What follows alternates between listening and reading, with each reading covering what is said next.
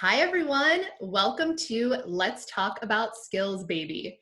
Each week, I get to chat with inspiring visionaries about the skills that make them successful, how they develop those skills, and they're improving, I can't even talk today, honestly, and how they're improving. This is why we do this live. She just got through reminding me we're doing this live, so just go with it. I know, right? Whatever happens on Let's Talk About Skills, Baby. That's exactly the words that I just said. But lastly, we get to talk about all of these wonderful ways and innovations that people are doing to improve skills-based hiring and learning around the world. So I am super thrilled today to welcome Gayatri Agnew, and I hope I pronounced that right after I've known you for all these years, and I feel like I never say your name correctly. You nailed it. Yeah, you got it. Thank you so much for joining us today. We are super excited to hear about what skills help you live your best life. I want to give I say quick, brief introduction, but I feel like, I've known Gayatri for a while now, so I get to say some fun things that she would probably never let me say. So I'm just going to say them. So I'll just sit here and smile while you awkwardly introduce me. You do that. Okay, so Gayatri, of course, is the Senior Director of Walmart Giving at the Walmart Foundation, where she focuses on innovations in workforce education and delivery to better enable learners to gain the skills they need to grow their careers. But she fulfills her personal passion of enhancing access to quality education and the empowerment of women and families as a board member of pathforward.org. Path Forward is a nonprofit on a mission to empower people to restart their careers after taking time for caregiving, which we're very familiar with. We're both mothers. And she is also a board member of Vote Mama Foundation that's focused on ensuring that all parents and children in the US have access to safe, affordable childcare, and that candidates running in all 50 states can use their campaign funds for childcare, which is amazing, especially in this particular situation where we're all finding ourselves with the childcare work situations that we're having, not sure if schools are opening. We'll get into that later. But Gayatri, also being a mother of two, started something called the Mother's Monday movement, which I am a proud ambassador of, and it is to change how motherhood and work very simply. But of course, again, something that is super prevalent right now. The inaugural events happened the day after this last Mother's Day in 2020 and will continue going forward. And her super exciting latest venture, which I'm so thrilled to be the one to say, is running for city council, where she is in Bentonville, Arkansas. I am just like, this is like scratching the surface. I'm fully aware that I have missed a lot of the things that I know about you, but to me, you are truly Kelly, I also do karaoke, and I can make a mean Indian fish curry, and these are things you've left out. But I think you covered the basics. I feel appropriately embarrassed. Okay, perfect. Then I did my job. Well, listen, before we jump into this, I also wanted to share one other, and it's not embarrassing at all, story, but I thought I would share a story of one of the early days that we met, because it's something that stuck out in my life, and I don't think I've actually ever told you this. And so I thought I would just here we go. Run out here. The live podcast is the perfect time to tell me. Yes, it totally is, isn't it? I know. Yeah. So I think it was actually the second time that we met, but I want to say this was a good 8 years ago that we were both at a few years back. We're 30. So I'm just kidding. So we were at the the Clinton Global Initiative, and we were on a working group session. I think it was like apprenticeships and industry partnerships. It was like all the rage at the time, right? Sounds about right. Yeah. Something. And it was funny because the reason I wanted to share this was because it's a moment in time that actually shaped how my life going forward was, which that's why I said I really probably haven't mentioned this to you, but I still felt very young and inexperienced and kind of unsure of myself in these situations where I was supposed to voice ideas. And I'm feeling like this super young buck in a room of PhDs that are all super seasoned. And I'm sort of trying to navigate this. And all I remember, and I had met you and I had known you already, but all I remember is you with your voice loud, clear, you being confident and voicing these things that were like fantastic ideas. You know, like no, every idea to me now is fantastic. But at the time I remember thinking like, okay, if she can do it, I can do it. And that was just a moment for me in this world. You're gonna like make me cry, because if you Well, I said did get a little teary-eyed when I said well, that. like, what's your one mission in life as a human? Like, not as an employee, not as the title that I am, not as any other, like, what do I seek to do in the world? It is to make sure that everyone around me knows, and that people that interact with me know that their potential is limitless. That, and like, not that I can do what, you know, but that you can do. And so, like, it's very moving, Kelly, for me to hear you say that you interacting with me made you feel a deeper sense of confidence, because that's a really powerful idea, that our presence in the lives of one another may actually not be about us all the time, right? It's about how you show up with and for others, and how that makes them feel, right? Totally. So Totally. sharing that. I'm so glad you said that, because again, everyone else, like, I know that you care about those things, and I'm just so glad that everyone else is able to hear that you also care about those things. But it changed. It also changed how I then showed that it's sort of like you have this natural gift that's given to you, right? And it's like, I realized that I was like, okay, like I have this, and I can also use this to help other women and other people. And it was that moment for me where it all sort of clicked. And so it's fascinating now. And I'm so grateful for the friendship that we've been able to develop, and all of this amazing work that we've been able to do around this. But it's just, it was that moment for me. So thank you. Yeah, no, it's my pleasure. It's really interesting. I think there's a mantra I sort of play in my head, which is like, what right do you have? And, you know, you mentioned, and you and I both in our lines of work often find ourselves in rooms of global, you know, of CEOs, of PhDs, of the preeminent global expert in XP. And that is an environment where it's so easy to feel intimidated. And you can think to yourself, like, what right does that man have to pontificate on this aspect of the economy? Oh, well, he's the leading global expert on this topic. And you can turn that back on yourself, and you can say, like, well, what right do I have to weigh into this and to have and voice a strong opinion? And so I've started to say to myself and to others, what right do you have? Every right. Every right. Like, there's nothing in the external ethos of somebody's expertise that makes them any better able to have an opinion on a topic. And I think we've True. Culture that is so about who gave you a right to know what you know, rather than valuing and respecting that as humans with different lived experience, we all bring value to the table. Some of that value has been credentialed in different ways, Exactly. different people over time, but that core of, I know that I am valued, that I value myself, therefore I can bring value to conversations, discussions, environments that I engage in, and that, like, just that little repeat, you know, what right do you have? Every right. Like, we all have every right. So That is it's such helped a fantastic me. message. Yeah. You know, it makes me think, and it's so funny, in the world of innovation that we live in, you know, the interesting thing is that just like you're describing right now, that everyone has a voice that they should use, and we should respect that.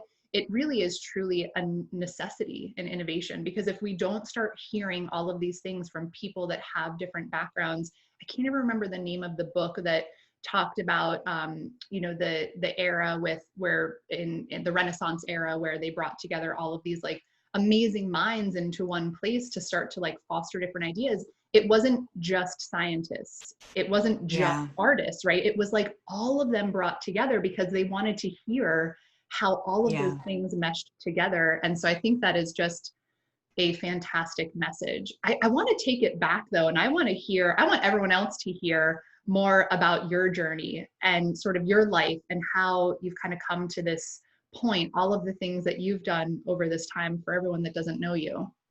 Sure. Well, I was born in California. I was I think just the quick background, which is important, because I am, as a dear friend often says, ambiguously brown. I am a biracial woman. My father's from East India, born and raised in India, first generation American, lived in the States briefly and then moved back overseas. My mom is Caucasian American. She's Italian, an Italian Jew from Chicago. My mother and father met overseas in India. And when my mom became pregnant with me, and found out, which at the time you weren't supposed to be able to find out, but she found out that I was a girl. They had planned to stay in India and to raise me in India. And when she found out I was a girl, and this was a few years ago, she had sort of this moment, having been raised as an American in American culture where women have had and have very different rights than women in India. She just like, I can't do it. We have to move back to the United States. Wow. She came back to the US when she was 3 or 4 months pregnant. I was born in East Palo Alto, California, and pieces of the rest are history, but and I'll share a little bit of it. I share that context because I am cognizant always that we are born into the whole first set of opportunities that we find. So I was born into the right and the way and the will to do things as a woman in the United States that I might not have had access to had my mom and dad chosen to stay in India. And that's changed and evolved over time. But those parts aren't controlled by us. Those are our situation, our circumstance, and we're born into that. And so I think my own personal story is one that's rooted in the fact that talent, that capacity, that potential is equally distributed across this globe, but opportunity to pursue that potential is simply not. And most of the rest of my story kind of mirrors that. My mom was on welfare. My parents divorced when I was young. And we, things were tough. Things weren't as tough as they were for some, but we moved a lot. We finally landed in stable Section 8 housing when I was 5 years old, right before I started kindergarten. And I lived in that house until I graduated high school. And having that stable housing environment in Palo Alto, California. So we moved from East Palo Alto to Palo Alto, California. Palo Alto, California is the heart of Silicon Valley. It at the time had and still has today one of the best public school systems in the US. Wow. And I was again sort of dropped into a place of privilege and opportunity and access, not because of a unique talent that I had, but just because I happened to have access to schools that could help me grow and develop. I finished high school. I got a full scholarship, went to a college out on the East Coast, and I experienced unbelievable culture shock. I had never left California. I didn't grow up with a lot of means. I'd never seen snow. I had never, I found myself in Worcester, Massachusetts, and I was like, where am I? What's going on around me? It's a very disorienting experience, and I dropped out of college. Oh my gosh. I didn't even know this. Well, I think like life comes at you fast, and when you don't have the coping mechanisms, when you're not raised with certain coping mechanisms or different kinds of exposure, you don't know what to do, and you sort of freeze. And so I froze a semester in college, and I dropped out. I moved home. I think being around my mom really helped me. I took a job as a nanny. I went to community college. And then eventually, like I always say, I had a winding path to and through school. I eventually found my way back to college. I ended up moving to Seattle and went to Seattle University, which is a Jesuit school.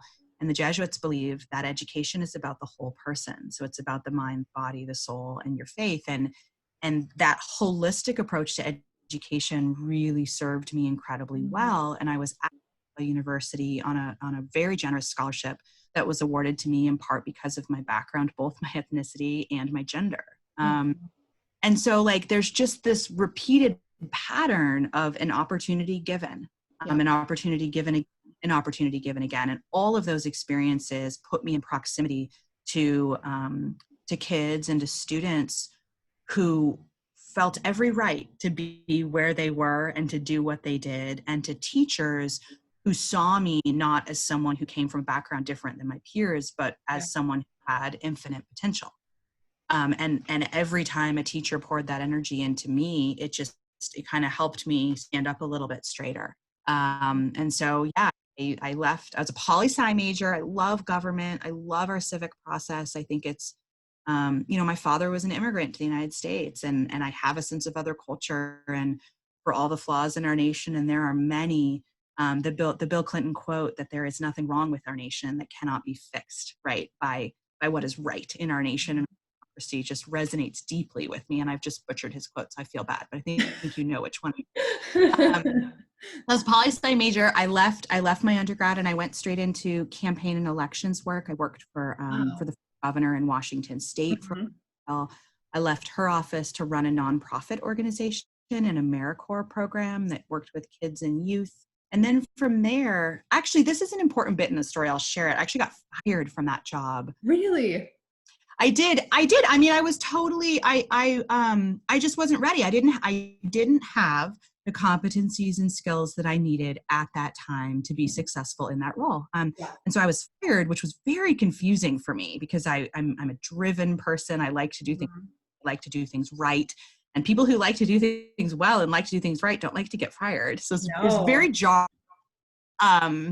But it actually helped me reset, and it helped me really pause to say, like, as much as we want to be able to do something, our capacity to do that thing is limited by the skills that we have, by the things we know how to do.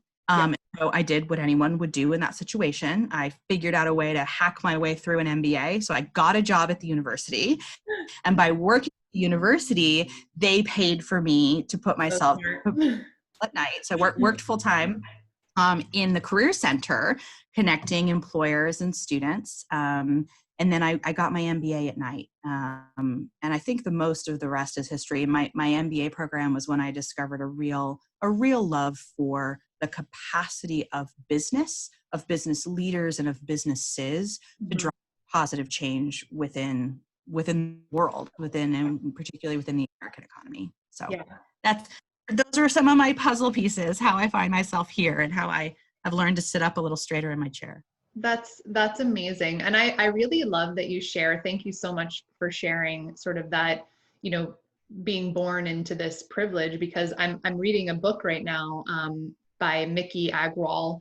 I don't know if you've heard of her, but she talks about, I think it's called The Disruptor. She talks about being like born, it's like the lottery of life, it's just, all of these people that are born into different circumstances. And if she was one of them, she doesn't know if she'd be here and where she is today. And I truly agree with that. And I feel that as well. So thank you for sharing that. I think it's a good, important point. Oh, absolutely. Not only in our work, but for people to understand too. Well, and Kelly, you and I are both raising kids right now. And I think we've talked about this a little bit, but like raising kids, and my husband and I talk about this a lot, in a very different, like my kids are having such a different lived experience than what was my lived experience at that time. And sometimes I worry, I'm like, well, I try to think about how can I help them understand what real adversity looks like, and how do you build that grit muscle when you didn't worry about where your family was going to sleep, or you didn't worry about whether you'd have, new or clean clothes to start school with you. Like these are worries that are innate to my early life, and they have shaped me in ways that I wouldn't trade for the world. I just wouldn't. They build a reserve of capacity and strength and grit and ability. Completely. I think how do I make sure that my kids, who are facing their own set of challenges, right, but not the same ones I faced as a child, like how do I get them those lessons as I raise them and get them those values? So it is hard, but it is something. And I find that too, we tend to talk about, this wonderful privilege that we've been able to have, and people, but people that have to overcome challenges in their life, like you just described it, that is really what makes them what they are today, what they eventually turn into be today. And I agree that, a lot of times we see this and most people think of it as a negative. It is not a negative. Like it is where your strength comes from. And I agree, it's hard to figure out how to do that for your own kids. But I do want to mention this because I think most people that are sitting here listening to this or have, family members that have struggled in their life with whatever's been thrown their way, that are struggling now with what's going on. I mean, this is all the fuel that makes the strength build inside of you. And don't think of it as like a negative. It's truly a positive as you work Yeah. through those challenges. I think that's absolutely right. And I think, I think sometimes skills, the idea of skills, get a little bit of a bad rap because we think about a skill being the ability to weld metal together, and it is, but it's also the emotional intelligence to process past experiences and to use them as fuel to shape and create your future. That is a skill. Confidently public speaking is a skill. Being able to show up in a room and not feel small because you perceive others to be large is a skill. And so I've loved this journey I've been on of discovering the power of skills to unlock human potential, because all of those things are skills. And I think sometimes we skip those components that sort of drive, again, the emotional intelligence, the social capacity. I think social and emotional skills get kind of bad rap, but they're so core to how you build the other more technical skills that you'll need in whatever you do. Yeah, So. I call them resilient skills because it's Yes, sort of I love like that. this resiliency that you need to build, but it has to be coupled. So now I'm curious, now that you mentioned it, it sounds like to me, everything that you've described, you've obviously very much flexed your resiliency skill building muscles throughout your life. What else do you feel like were necessary skills for you to gain to be successful? Like, what did you find you needed to marry with that? And I think the second part of that question, as you think through this answer, is, do you feel like that was like a combination of life, work, and education, or do you feel like those were picked up in different ways? I love that question for a host of reasons. So I think the first really tangible skill that comes to mind as you ask that question is the capacity to be curious about the world around me. So I think maybe said another way is the capacity to seek to learn versus to seek to know. Yeah. And that's actually that's a hard one. And I think it came to me sort of later. It was more in my like graduate work and after getting fired for thinking I knew because I didn't, that really sort of came to be a skill that I understood how to use. And so it's not that you must know everything. It's that you must know that you don't know everything. And there's real power in that. So I think that capacity to be curious and that ability and openness to learn, and you need real skills to build that in yourself. That's one that comes to mind. I think another one is the ability to build relationship, but using sort of the muscles of both empathy and need. So a theme that I've talked about in every job I've ever interviewed for, and it's about the mutuality of human need, that like what I love to do is understand where something that is needed, like an employer's need to hire, a certain kind of potential employee, and a potential employee's capacity to do a job like that. There's a mutuality in the need that they have.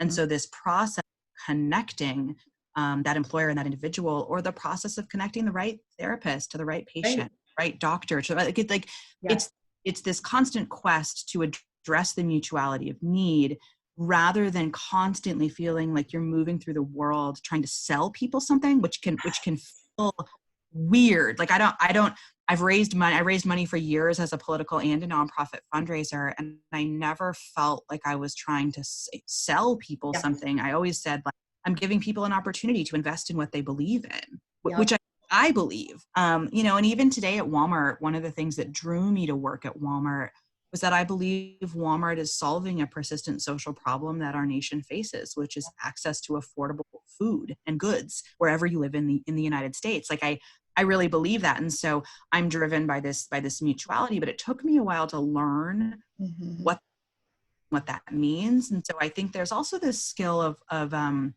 unpacking what drives you, and what drives me, Gayatri, is going to be different than what drives you, Kelly. So true. But like, I think we get confused when we ask people like, well, how did you do what you did? well, I can tell you, but that's going to be my story. That's packed full of my unique lived experiences. That's packed full of my unique skills and gifts, and how I've given those gifts to the world is my story, in the same way how you've done that is yours. And Yes. I think we get lessons across, but you actually can't give someone, I can't give No, someone it's not like there's a special like, key that unlocks. yeah, there's just, I wish I could I sometimes, know. like these incredible, you know, students be like, well, how do I get into corporate social responsibility? And I'll be like, Right. you know, you work hard, and if it fits with what you want to do in life, that's a trite way to say Yeah. it. But I think it's hard to be prescriptive with someone about how they can do exactly what either you do or what they think they Right. want to do.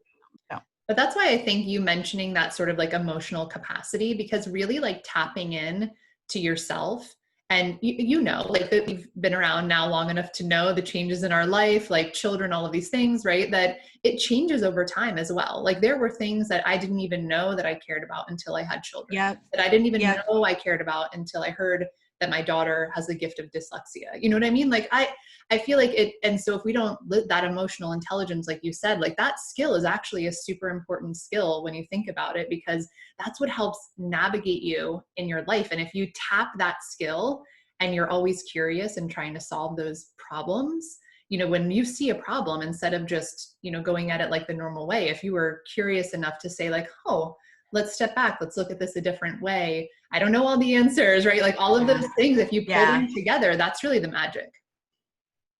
I love that. I agree. Yep.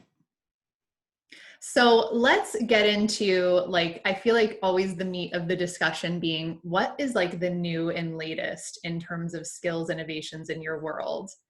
And, Well, you know, just yeah, there's so much happening right now. It's, I feel like, do you there's feel so much happening. that? Yes, no, there's so much happening. And, you know, I was thinking about this idea. I mean, I think about this every day, right? Because I lead a portfolio at Walmart where we are constantly trying to understand how to facilitate and create economic mobility for American workers who don't have college degrees. So that's the problem that I'm trying to solve on a daily basis. And I think that I'll share two things that are really top of mind to me right now, and they're in what I would call completely opposite sort of camps of how you could do what I'm articulating. Okay. So one, just really nerdy for a second, and this actually is in your world, Kelly. You have your day job with the MSI, is this idea that we could build dynamic skills ontologies. And please, listeners, bear with me, what a word, but like dynamic skills ontologies that actually map in a dynamic way the things that a human being is capable of doing. And the reason that that is so important is, like, if you do this work and you're familiar with the Bureau of Labor Statistics and the ONET database, this is all a static map of how people move through the labor market. So this job code has these associated skills with it. And we decide that today, we put it into the system, and it doesn't change. It doesn't evolve, except that we all know that it does, right? Being a librarian today is a very different job than it was, gosh, like even probably a year or two ago, but even more so than it was a decade ago. Ugh.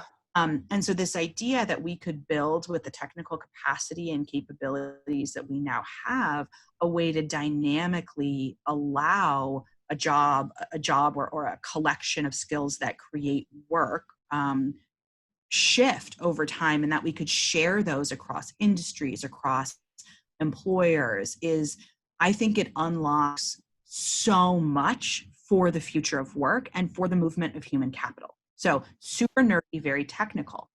On the other side of the spectrum, I don't think we, as sort of economic and workforce development professionals, talk enough about social capital, which is literally the opposite side of the tangible hard skills that a person is tagged with. So social capital is just the idea that well, what you know is important, who you know continues to play a role in how you move through the workforce. And if I go back in time and I look at my own career and I think about when opportunities opened or when I was able to get into a new role, often it was about the skills that I had, skills and competencies that I had, but also it was about who could open a door, you know, even if just a little Yes. bit, like Yes. and you never know who it's going to be. So No. social capital is not about knowing fancy people. No. Social capital is about having relational value in the relationships that you have. And it's also about knowing people in different sort of pockets Yes. of world and of work. And so, you know, if we think today and we sort of take either a racial equity lens or a financial inclusion lens and you put that over the idea of social capital, it's not hard to recognize that the child of a CEO has a very different network that he or she has access to. Their social capital is so different from the capital that someone who maybe has lived and worked in the same 5-city block radius of Baltimore or Detroit. And it's not better or worse, but it's very different. And when it comes to accessing pathways to economic opportunity, one will open more doors than the other. And so I spend a lot of time thinking about like the technical innovation and how that can just drive new and incredible opportunity for how we map movement across the market. But I don't think that we can ever do that without a real consciousness to it not ever replacing the importance of humanity and human relationships, right? That interaction completely. People find and access work. So Yeah. that was kind of long-winded, sorry. But no, it's not. I mean, it's obviously for me also super interesting, but I think it's a good point to mention because a lot of times people hear us talk about technologies, about data when it comes to innovation around these things, but there truly is a human component to this. And even when we talk about the data and technologies, I will just mention that the whole concept around that is to take what we were just talking about, that magic of all of those things, and make that communicated, like you able to communicate that. So it is actually important, but I realize it sounds super boring and nerdy. On the other hand, you know, we do this human interaction piece. Like I'm so thrilled that you mentioned this. It just doesn't come up that often, but I have to agree, you know, that this is like an important thing. I think we just forget. You know, we forget, and you can, if you just pause and you go through any day, go through a day and think about the role that human capital played in that day, or excuse me, that social capital played in that day, it's actually mind-blowing. Who did you talk to? How did you get connected with them? Why did you get connected with them? Who opened all of the, right? Like, and the quick answer is, oh, well, my network. And then you have to pause and go, like, does everyone's network look the same, or do people's networks look different? And so I push myself to think about how can I use my social capital to open more doors for others, especially people who they may not have their hand on the same that I do. I can just like poke that door a tiny bit open. That's all I need. This is right. Sometimes it's just that one introduction or that one email or that one phone call, and it can be game changing for someone's to access opportunity. And I say, like, I will just throw back to listeners here today too, that, you know, that is some amazing advice. Like I realize we can't always help all the people we would love to help. I'm sure we all get a ton of requests, but if you get a request from someone like I did this summer, their internship got canceled and you know, they were stressing, but they really want to work in economics, and, you know, like whatever the little thing is, just a little attention, a little share on social media, a little introduction to one person. It might not all work out, but like that concept of paying it forward, even if we can't do the big, enormous things all the time, just those little bits, those add up when we all do them together. So anyway, I'll throw that back to everybody to, you know, pay it forward in this way. It would be great. So my last question for you, Gayatri, is I'm curious because this time is changing immensely for us this year. You know, there's been a lot of events that have happened that I think we all feel, you know, we've all felt this before, but this is just like a new kind of pressure that has been added to it. And I feel this wonderful feeling of there is something that's been brewing for a while, that this being the catalyst of like something that is truly going to change the world. If you could make a wild and crazy guess on what is that feeling for you that is like world changing, people changing, whatever you want to call it, throw it out there. I mean, it's pretty simple. It's shared humanity. So our globe is facing this shared adversity. So actually, like, not planned, but the conversation we were having at the top of the hour of like, when you are faced with challenge, you grow. Like, that's just it's just a formula. It's just how it works, right? So our nation, and more so our entire globe, is faced with the challenge and the adversity of COVID and of this health crisis. And then especially in the United States, or more acutely in the United States, you layer in this reckoning with racial inequality. And these are major adversities to be faced. And what's really interesting to me is I just feel like they're being faced collectively, not independently, right? So they've always been faced independently, right? Completely. But there's this collectivism to how they're being faced now. And my hope, and some of my personal experiences thus far in the last few months, like I've been more open with my own humanity. I learned fairly recently from a lovely therapist here in Arkansas that I have anxiety. I had this therapy session with her, and I'm going on, and she's like, "Oh, sweetheart." She goes, "Oh, sweetheart," in true Southern way. She goes, "Do you know you have anxiety?" And I said, No. I worry." And she's like, "Okay, like, there's worry, and then there's like this other level of being in the world." She's like, "You have anxiety." And she goes, "And that's okay. It's okay to have anxiety, but I think it's important for you to know that." And so what I've done with that is taken that and just shared it. Like, I'm a successful working professional mother. I also have anxiety, not a big deal. In fact, probably some because of the other. And there's a beautiful piece that a mentor of mine, Lenny Mendonza, who's was the former economic chair in California, he sort of abruptly resigned ago, and he just put out a thought piece this week, actually, talking about his own struggles with anxiety and depression, and talking about advocacy around mental health.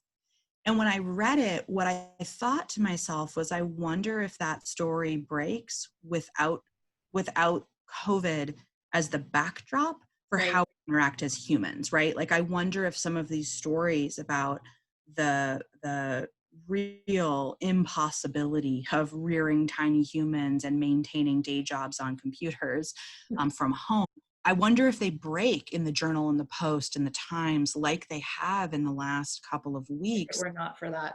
Yeah, without this. And so it's like our shared humanity. This is a moment of reckoning around I shared completely humanity. agree. And I can't imagine that does anything but positive things for what we can build together into the. It's like everyone is now on the same playing field, the same level. They're like, we get it in a Well, way that yeah, not because everyone got it.